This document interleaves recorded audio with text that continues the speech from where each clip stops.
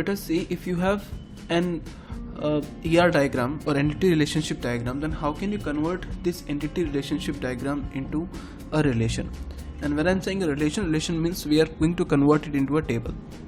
So you know what is an entity set. So first step is, if you have an entity like this, for example here employee is an entity, and here employee number, employee name and salary, they are the attributes of this entity. So you can say an entity set is mapped into a relation. That means this entity is mapped into a relation, or you can say it is created as a table, and the attributes of the relation, including the attributes of an entity, right? For example, here the attributes are employee number, employee name and employee salary. They will become the attributes inside this table. And if there's a key attribute in an entity, that key attribute becomes the primary key of this table. So if you have a simple entity like this simple entity can be converted to a table like this, right? So you can say for every entity in the ER model, we have to get a relation in the relational model, and this is also called as a relational model. Okay, now let us check out the next one. Now if you have a multi-valued attribute in the previous case, if you have a multi-valued attribute, then those multi-valued attributes should be included in the table. So we are not actually going to include them as it is, we are just going to include the compositions of those should not be included. So that should not be included, that should be there.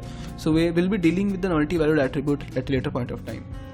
So right now just assume that if we have a composite attributes means the attributes which can be broken further. For example, you can see the salary can be broken into TA, basic, DA, HRA, etc.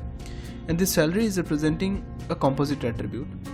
So you can say if you have a composite attribute, then you don't include that composite attribute, you just include the compositions. So you can say in relational model, don't represent the composite attribute as it is, just take the composition. Like here salary is a composite attribute, but the compositions are TA, basic, DA and HRA. These are the compositions of salary. In the same way, if sometimes we have a name and there are compositions of name are first name and last name, then we are not going to include name in the relation or in this table. We are going to include the compositions of name, that is the first name and the last name. And the attributes of a relation includes the simple attributes for any entity. Okay, for example here you can see this is a employee number was a simple attribute, employee name was a simple attribute, salary was a simple attribute. In the same way here E number is a simple attribute, E name is a simple attribute, but here this TA is a simple attribute, salary is not a simple attribute because it is a composite attribute. Basic is a simple attribute, DA is a simple attribute and HRA is a simple attribute.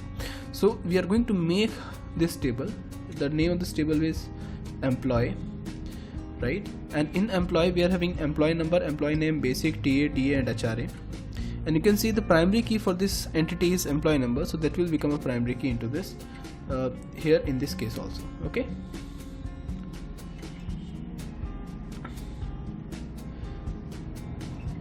now check this out. Here saying the entity set with multi-valued attribute. If you have a multi-valued attribute, like we see sometimes it can happen, then you are having multiple values. For a student, if I take an entity as student as an entity, a student can have roll number, a student can have a name that can be further divided into first name and the last name. A student can have a phone number. Now this roll number should be included in the relation, because this will become a primary key. This first name should be included, this last name should be included, but we do not include the phone numbers. Why? Because phone number is a multi-valued attribute. Multi-valued means a student can have more than one phone numbers. And we don't include multiple values, because if we are going to include multiple values, then we are going to repeat a lot of values. For example, if you can see, if I have a student Ram and Ram is owning 3 phone numbers, then what can happen? This is roll number, this is Ram, sorry, this is first name, this is last name and this is phone number. So assuming roll number is 1, student name is Ram, first last name is KR and the phone number is 9821 something. Again roll number 1 Ram, last name is KR, phone number is 9560 something. Again phone number roll number is 1 Ram, KR again phone number is 9912 something, right? So here you can see, if you are going to include multiple values, and because of these multiple values, you are going to have lot of duplicate attributes, and because of these lot of duplicate values, or you can say duplicate records, we are going to waste lot of space in the relation, or you can say the table. So that is why we do not include the multi-valued attributes in the relation. We create a separate table for the multi-valued attributes, therefore so that we do not waste the space.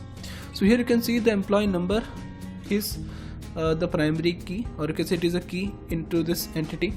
We have employee name and we have city. Now if we discuss about this particular city, the city is a multi-valued attribute because an employee can live in more than one city. So here we are going to create a separate table, and into this separate table we are going to make this employee number as a foreign key. That means this employee number will be referring to this employee number in the employee table, because if there is a value here, then only we can insert a value here, and this will save us from repeating lot of values or lot of attributes. So we are going to make two tables because of this. For this multi-valued attribute, we make a different table. We do not include the multi-valued attribute in the original table itself, because that will lead us to a lot of repeating values. So if you have an employee, use the simple attributes or the compositions and the primary key into this table. If you have a multi-valued attribute, for that multi-valued attribute, create a different table. Okay. Now let us see how to translate a relationship into a table. Like you have this complete is a big relationship.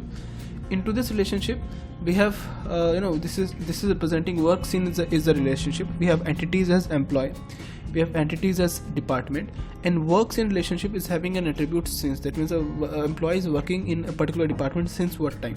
Okay, so in this case a relationship set is mapped into a relation, and the attributes of the relation includes key attribute of the participating relations are declared as a foreign key to the respective relation.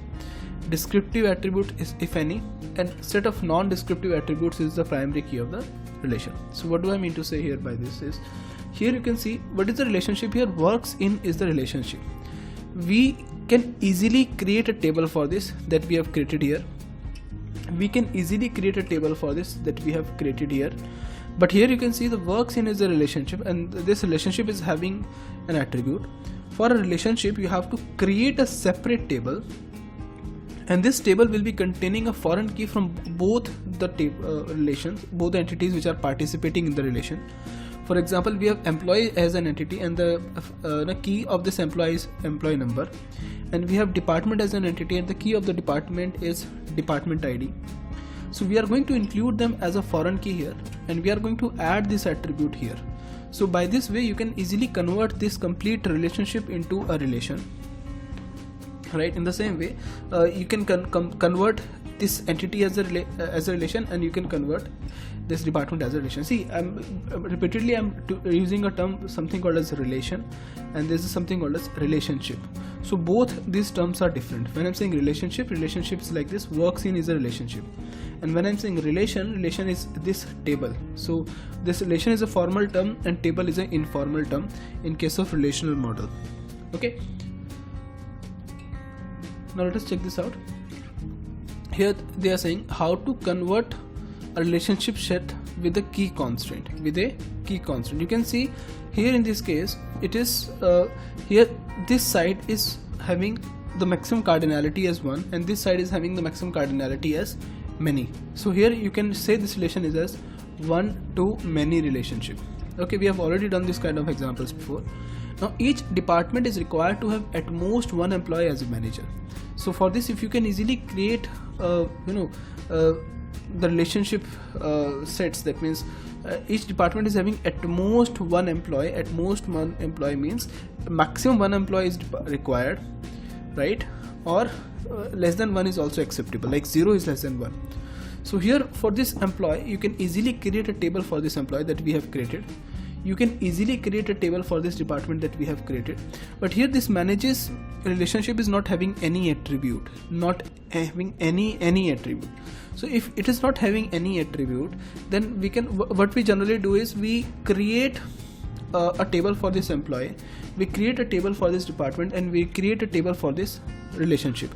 But because it is not having any attribute, so there's no benefit of creating this table like this.